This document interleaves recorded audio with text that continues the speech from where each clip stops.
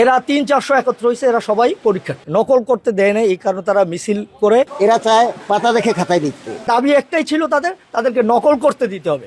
লেখাপড়া করবে না, তারা চাকরি বাকরি করবে, তারা কি দিবে দেশকে বলুন তো? সরকারের নীতি নিয়ম মেনে আমরা যথারীতি পরীক্ষা শুরু করি। এমসিকিউ শেষ হওয়ার পরে যখন আমরা রিটেন পরীক্ষা দেই, এর প্রশ্ন দেওয়ার পরে পোলাপাইন আমাদের টিচারদেরকে সাথে তারা কটূক্ত আচরণ করে, অশালীন আচরণ করে। খবর পেয়ে আমাদের ট্যাগ অফিসার মামুন সাহেব, আমি ওখানে গিয়ে তাদেরকে নিবৃত্ত করার চেষ্টা করি, তোমরা লেখাপড়া করে পরীক্ষা, তো সরকার তোমাদেরকে নকল করার কোনো সুযোগ যেহেতু নাই, সুতরাং আমরা নকল করার সুযোগ দিতে পারবো না। আমাদের টিচার না দেওয়ার কারণে আমাদের টিচারদেরকে বিভিন্ন ভাবে অপদস্থ করে। পরীক্ষা শেষ হওয়ার পর সব ছাত্রছাত্রীরা বাহিরে গিয়েই নকল করতে দেয় না, এই কারণে তারা মিছিল করে। এরা ৩-৪০০ একত্র হয়েছে, এরা সবাই পরীক্ষা। তারা গেট ভাঙচুর করছে, ইট পাটকেল নিক্ষেপ করছে, এরপরে ভিতরে ঢুইকা আমার রুম ভাঙচুর করছে। সো আমরা ভয়ে আড়ষ্ট ছিলাম, টোটাল টিচারদেরকে নিয়ে আমি একটা রুমের ভিতরে আবদ্ধ ছিলাম। তবে আমি পেপারগুলো রক্ষা করার 100% চেষ্টা করছি, যে আমার জীবন যায় যাক, তারপর আমি পেপার যাতে কোনোভাবেই মিসগাইড না হয় চেষ্টা করছি। রাজনৈতিক নেতৃবর্গ এসো, তারা তাদেরকে নিবৃত্ত করার চেষ্টা করছে। অনেক রাজনৈতিক নেতৃবৃন্দ তাদের ইটের আঘাতে ব্যাপকভাবে আহত হয়েছে। তাদের মূলত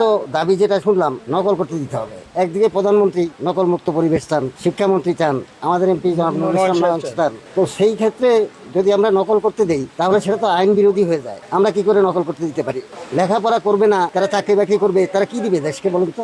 এরা চায় পাতা দেখে খাতায় লিখতে, সেটা আমাদের পক্ষে কখনোই সম্ভব না। আমরা এখানে যথেষ্ট চেষ্টা করছি তাদের উস্কানিতে উস্কে না যাই। আমাদের শিক্ষকরা ঠান্ডা মাথায় অনেক পরিস্থিতি ট্যাকেল দিয়েছে, যেমন ক্লাসে তাদেরকে নানাভাবে টিচ করছে। এগুলি মোটামুটি তারা শান্ত থেকেই পরীক্ষা শেষ করেছে। পরীক্ষা শেষের পরে তারা ভাঙচুর করতেছে, মিছিল করতেছে, ইট ছুঁড়ে মারছে। ইট ছুঁড়ে মারাতে আমার পায়ে আঘাত লেগেছে। পরীক্ষার্থী তো ছিলই, সেই সাথে বাইরের কিছু ইন্ধন ছিল, বাইরের লোকও ছিল। তারা কারা আমরা চিনি না, হয়তো ভাড়াটিয়া ভাড়া করা কিংবা গত সরকারের লোকজন ছিল। এটাই ঠিক যে আমরা নকলযুক্ত পরিবেশে আমরা পরীক্ষা নিতে চাই না। ইউনো সাহেবকে জানিয়েছি, পাশাপাশি প্রিন্সিপাল সাহেব তো বললেন যে ডিসি সাহেবের সাথে কথা হয়েছে। তারা কি সিদ্ধান্ত নেন সেটা দেখি। তারা নিশ্চয়ই নকলের পক্ষে সিদ্ধান্ত নেবেন না।